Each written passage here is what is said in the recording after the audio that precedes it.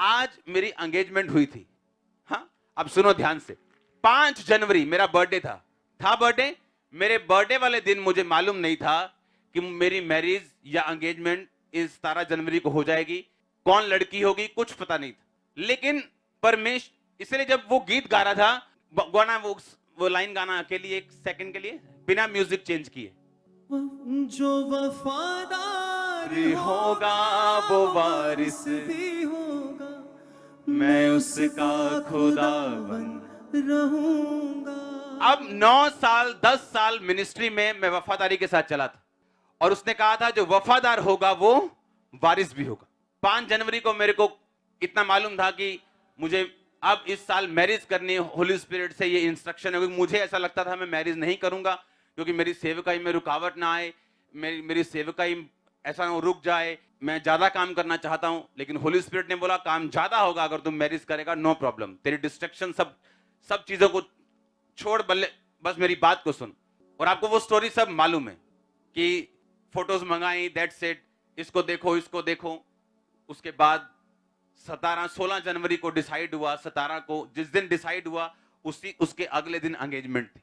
और मैं ये अपनी टेस्टिमनी दे रहा था, एक बहुत बड़े लॉयर है उनको, कि एंगेजमेंट के बाद जब हम बैठे थे तो तब बातें चल रही थी, अच्छा मैं ये कास्ट की हूं, तुम कौन सी कहा, मैं ये कास्ट। एंगेजमेंट के बाद घर नहीं देखा, कुछ नहीं देखा। और अब मैं आपको ये दावा कर सकता हूं मेरी मैरिज लाइफ के जैसे किसी की लाइफ नहीं होगी, मैं सच कह रहा हूं। जब परमेश्वर आपको आत्मा में चलाता है आपको जात मिलाने की जरूरत नहीं पड़ती। फिर वो बता रही थी, अच्छा मैं कहां से हूं, मैं ये एक अरोड़ा खत्री होते हैं उनसे, अच्छा तुम, मैं रविदास से बिरादरी से हूं, अच्छा मेरा घर इस गांव में, अच्छा मेरा यहाँ। एंगेजमेंट के बाद की बात कर रहा हूं, पहले की नहीं। जब हम शरीर से चलते हैं, अच्छा जात मिलनी, अच्छा पैसा मिलना चाहिए, अच्छा सब कुछ मिलना चाहिए, बाद में चाहे छितर पनीर की रोटी भी घर रोज पके। क्यों? अगर हम स्पिरिट में चलेंगे, उसने कहा कि तू मुझसे पैदा होगा, तू हर चीज पे ओवरकम कर जाएगा, तेरी लाइफ का हर स्ट्रगल विक्ट्री में बदलेगा, जीत में बदल जाएगा। अगर तुम किससे पैदा होगा? मुझसे। अब अगर परमेश्वर ने कहा अगर तुम मुझसे पैदा हुआ है तो उसकी एक निशानी होगी, तू उन सबसे प्यार करेगा जो मुझसे पैदा हुए। अगर तेरे में यह बात नहीं है तो तू झूठा है, मर्डर है, तू हत्यारा है। आप जानते हैं हेवन फुल ऑफ सरप्राइजेस होगा, क्योंकि जिन लोगों को आप स्टेजेस पे देखते हैं वहां पे वो लोग नहीं होंगे। बहुत से लोग जिनको आप बड़े बड़े स्टेजेस पे देखते हैं वहां नहीं होंगे। आप हैरान होंगे ये कैसे हो गया, ये तो फलाना नहीं है, वहां रहता था।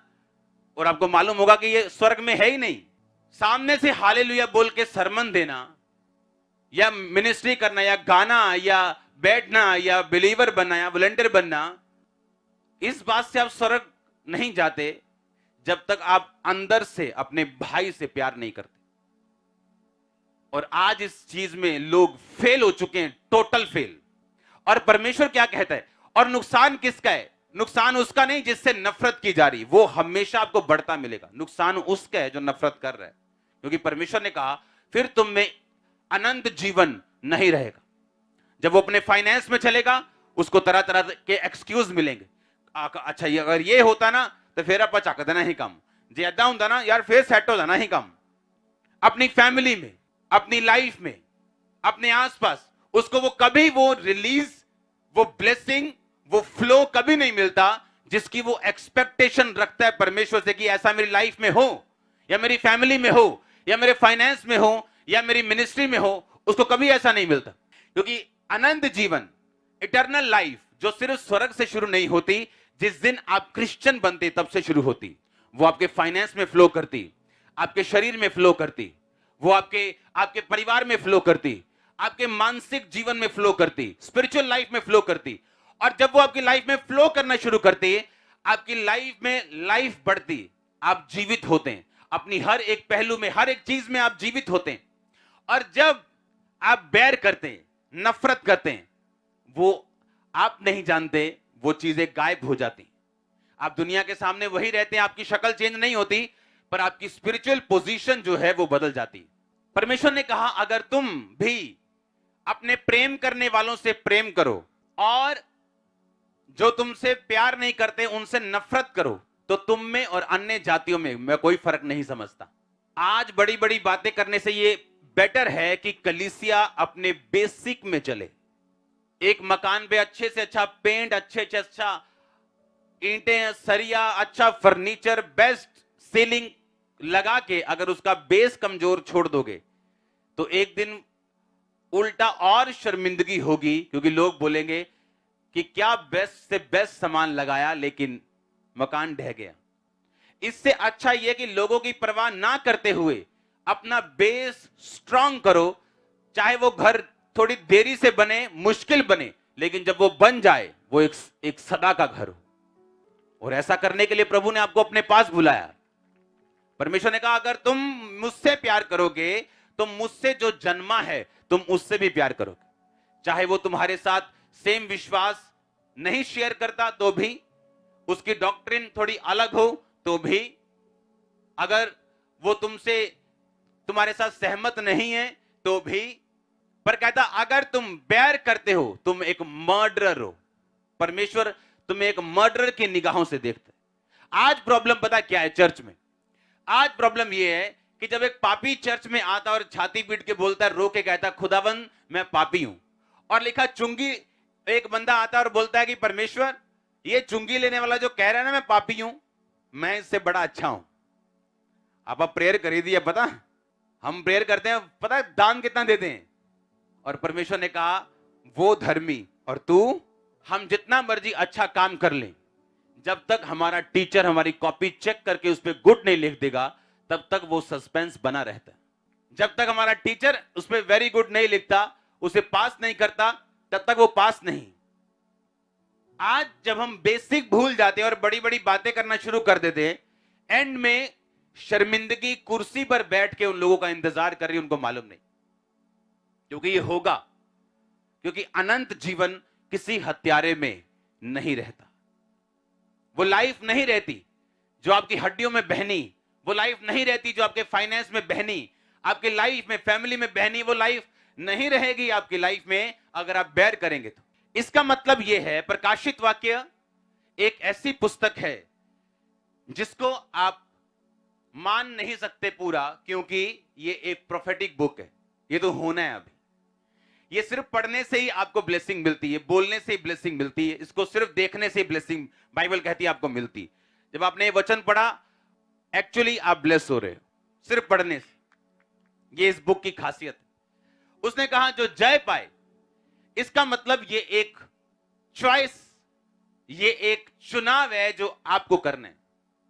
परमेश्वर ने यह नहीं कहा जिसको मैं जिताऊं, परमेश्वर ने कहा जो खुद जय पाए उसको मैं अपने सिंहासन पर बिठाऊंगा, जिस तरह मैं भी जय पाकर अपने पिता के साथ सिंहासन पर बैठ गया। जब आप वचन पे चलते हैं, अपने भाइयों से प्यार करते हैं, आप अपने फोकस को बना के चलते हैं, परमेश्वर आपकी लाइफ में आपको ऐसी ग्रेस देता है, ऐसी आपको शील्ड आपके आसपास, ऐसा एक घेराव, एक घेरा देता है, आपको इस डिवाइन ईश्वरीय तरीके से वो चलाता है, आपकी अगुवाई करता है। जब आपको कुछ भी नहीं सुन रहा तब भी आपके पांव सही रीति के साथ चलते और वहीं जाते जहां परमेश्वर चाहता है। ये सारा कॉन्फिडेंस, ये सारा विश्वास आप इसे अपनी लाइफ में पर्सनली भी देख सकते हैं, प्रैक्टिकली पूरा होते हुए, अगर हम उसके वर्ड पे चले तो। और जब वो आपकी अगुवाई करता है, जब परमेश्वर आपके ईश्वरी रीति के साथ अगुवाई करता है, आपकी सेंसेस उसके साथ मैच नहीं करती। गिदोन को लगता था मुझे और लोग चाहिए, मुझे और लोग चाहिए ये बड़ा काम करने के लिए। परमेश्वर कहता नहीं, ये हजारों में से तुझे कुछ सैकड़े लोग चाहिए जो चपड़ चपड़ पानी पिए, उनको साथ ले जा, क्योंकि युद्ध किसका है? यहोवा का। संग्राम किसका है? यहोवा का। वो अपनी महिमा किसी दूसरे को नहीं देना चाहता, वो अपनी महिमा किसी को नहीं देता, वो अपनी ग्लोरी। अगर मैं ये बात बोलता हूं, अगर आप यूज हो रहे हैं खुदाबंद के लिए, आप किसी भी चीज के लिए, किसी भी डिपार्टमेंट में, किसी भी काम के लिए, कभी घमंड मत करो, क्योंकि परमेश्वर के पास आपसे बेटर पर्सन अवेलेबल है उसी जगह के ऊपर। और जैसे आप घमंड करेंगे वो आपसे बेटर पर्सन खड़ा कर देगा। और जब हम इस बात को पहचानते हैं कि अगर हम कुछ कर रहे हैं, अगर हम कुछ बोल रहे हैं, अगर हम कुछ प्रेयर कर रहे हैं, अगर हम कुछ कर रहे हैं परमेश्वर के राज्य के लिए, तो ये आपकी ब्लेसिंग है। क्योंकि जब वो जिताने पे आता है, उसको हजारों नहीं चाहिए, वो कुछ ही को इस्तेमाल करके बड़ी सेनाओं को हरा सकता है। और ये हमने बाइबल में देखा है। आज अगर आप परमेश्वर के हाथ को पहचान लें और जो भी अपनी लाइफ में आप स्टेप लें, अगर उसमें आप परमेश्वर को सामने रख के ले, आप कभी फेल नहीं हो सकते। अपनी लाइफ की आपकी बिगेस्ट निराशा, जिसमें आपको यह यकीन है कि यीशु मसीह परमेश्वर है, मैं जानता हूं वो बड़े मौजज़े करता है, मैं जानता हूं, लेकिन इस निराशा से मुझे वो निकाल नहीं सकता। मैं आपको बिलीव दिलाता हूं कि जब आपकी लाइफ का डार्केस्ट टाइम होगा और आपको लगेगा कुछ नहीं, और फिर भी आप परमेश्वर में बने रहेंगे, एक रात लगेगी परमेश्वर को सब कुछ बदलने के लिए। और मैं ये पढ़ा पढ़ाया कुछ नहीं सुना रहा हूं, मैं आपको अपनी लाइफ बता रहा हूं। एक नाइट फिनिश, एक दिन लगेगा उसको सारा वातावरण बदलने के लिए, जब वो आपके फेवर में खड़ा हो जाएगा। अब प्रॉब्लम ये है, आज का जो बिलीवर है वो परमेश्वर के हाथ को पहचानता नहीं। कैसे? यूसुफ को पोतीफर की पत्नी बोलती है, आजा मेरे साथ सो जा, क्योंकि वो स्मार्ट था और उसने पता क्या कहा, परमेश्वर मुझे देख रहा है, तेरे पति ने सब कुछ मेरे हाथ में दिया, कनक चावल सब कुछ, तेरे घर की प्रॉपर्टी। अब मेरा कॉन्शियस, बाइबल में कहीं नहीं लिखा था तू व्यभिचार ना कर, तब वचन नहीं आया था, कहता मेरा विवेक ये कहता है कि ये गलत काम है। बाइबल में कहां लिखा अफीम ना खाओ? लिखा कहीं? तो क्या अफीम खानी सही है? उस टाइम नहीं लिखा था व्यभिचार ना कर, पर उसको मालूम था व्यभिचार करना पाप है। बाइबल में कहीं नहीं लिखा स्मैक ना पियो। स्मैक तो अभी आई है ना, अभी इंसान की ये कुकर्म है उसने बनाई। इसका मतलब ये नहीं कि हम खाएं या पिएं, क्योंकि बाइबल में आपको कॉन्शियस दिया, एक विवेक दिया। कहता मेरा विवेक ये कहता है कि जिस परमेश्वर ने मुझे इतनी ब्लेसिंग दी है जिस घर में, उस घर के साथ मैं ऐसा काम ना करूं। उसका विवेक उसको प्रधानमंत्री की कुर्सी पे ले गया। आज प्रॉब्लम यह है, इंसान ये चीज भूल जाता है उसका रूट क्या है, उसकी ब्लेसिंग क्या है, और फिर परमेश्वर उसको फेलियर के रास्ते पे चलाता है कुछ महीने साल, ताकि वो समझे और सीखे उसने क्या गवाया। अगर आप नबूकदनेस्सर को देखें, वो एक ऐसा राजा था जिसने तकरीबन पूरी दुनिया के ऊपर राज कर लिया था। जिस पर राज नहीं था उनके साथ संधि थी, और उसने एक दर्शन देखा कि एक बड़ा पेड़ है जिसकी शाखाएं हैं, जिसके ऊपर पंछी बसेरा करते हैं, और एक आसमान से स्वर्गदूत उतरा, उसने कहा इसको काट दो, इसकी डालियां बिखेर दो, पर जड़ को रखे रहना। उसने कहा मुझे एक बड़ा गहरा स्वप्न आया, और जब बात हुई तो उसे परमेश्वर के जन ने बताया कि स्वप्न का मतलब यह है कि तू ऐसा ऐसा तेरे साथ होगा, तू घास चरेगा, तू पागल हो जाएगा, 3.5 साल यानी 7 काल तक ऐसा तेरे साथ होगा, लेकिन अगर तू पाप छोड़ दे और परमेश्वर को पहचाने तो परमेश्वर अपना मन बदल सकता है। और बाइबल कहती है एक दिन अपने भवन पे टहल रहा था, और ऊंचा भवन और सब तरफ देख के बोलता है ये सारा कुछ क्या मैंने अपनी ताकत से नहीं कमाया? हर जगह हर टाइम परमेश्वर के हाथ को पहचानो अपनी लाइफ। अगर तुम नहीं पहचानोगे, अगर तू उस डीप निराशा के गड्ढे में अगर यूसुफ ना पहचानता तो प्रधानमंत्री तक ना पहुंचता, उस कुर्सी तक ना पहुंचता। और अगर नबूकदनेस्सर उस ऊंचाई तक परमेश्वर को पहचान लेता तो बैलों की तरह 3.5 साल घास ना खाता और पागल बन के ना रहता। हालेलुया। परमेश्वर ने आपको मौका दिया काम करने का, आप चोरी करना शुरू कर गए। आपको फाइनेंस पे बिठाया, आपने चोरी कर ली। किसी ड्यूटी को दिया, आपने कमीशनें खा ली, चोरी कर ली। नो नो नो, ये कर्ज को बुलावा देना है। ये परमेश्वर को बोलना है कि हम तेरी दिए हुए काम को अब्यूज कर रहे, गाली दे रहे। और जब हम परमेश्वर को गाली देंगे जीवन नरक बन जाता है। और अगर हम पहचान ले और अपने कॉन्शियस को जिंदा रखें तो बहुत सी मुसीबतों से हम बच सकते हैं। परमेश्वर ने कहा अगर तू अपने भाई से बैर करे तो तू मर्डरर है, और किसी मर्डरर में अनंत जीवन नहीं रहता। कहता अगर तू उससे भी प्यार करे जो मुझसे पैदा हुआ, तू जय पाएगा, तू विक्ट्री लेगा, ओवरकम करेगा, सबड्यू करेगा, सक्सेस लेगा, प्रिवेल करेगा इस संसार के ऊपर। हर वो चीज जो इस संसार के ऊपर है आप उस पर जय पाएंगे। परमेश्वर को पहचानो अपनी लाइफ में, अपने कॉन्शियस को, मन को, अपने विवेक को जिंदा रखो, अपने अंदर वाले आदमी की बात को सुनो। अपने हाथों को उठाओ. Thank you Jesus. जो वफादार होगा वो वारिस भी होगा. मैं उसका खुदाबंद रहूंगा. जो वफादार होगा वो वारिस भी होगा, मैं उसका खुदाबंद रहूंगा. अपने हाथों को उठाओ खुदाबंद के साथ वफादारी के लिए. अपने गुनाहों की क्षमा मांगो, माफी मांगो, क्लीन लाइफ मांगो, साफ जिंदगी, क्लीन जिंदगी, कॉन्शियस अपना जीवित खुदाबंद को बोलो कि वो करे. अपने गुनाहों की क्षमा मांगो, क्योंकि बाइबल ऐसा कहती है जब पाप आता है, जब हम कॉन्शियस से नहीं चलते तो शर्मिंदगी उसके बाद फॉलो करती. खुदाबंद को बोलो, खुदाबंद मुझे हर एक शर्मिंदगी से बचा, मुझे जय दे खुदाबंद. मैं अपने भाई से प्यार करता हूं, मैं अपने विवेक के अनुसार चलता हूं. हिलाओ अपने हाथों को और मांगो परमेश्वर से. आज ग्रेस यहां पे मौजूद है, गुरदासपुर चर्च ऑनलाइन चर्च. मैं आपको देख रहा हूं खुदाबंद की ब्लेसिंग में, यहां तक कि आपके घरों में अजीब तरह के डिलीवरेंस को, साल्वेशन के मस्से को आपके घरों में बहते हुए मैं देख रहा हूं. अपने हाथों को उठाओ गुरदासपुर चर्च, अपने हाथों को उठाओ. मैं देख रहा हूं खुदाबंद का आत्मा आपको छू रहे. उठाओ अपने हाथों को. खामरा चर्च ऑनलाइन चर्च, वफादारी के अभिषेक को, उसके मस्से को मांगो. जो वफादार होगा वो वारिस भी होगा. मैं उसका खुदाबंद रहूंगा.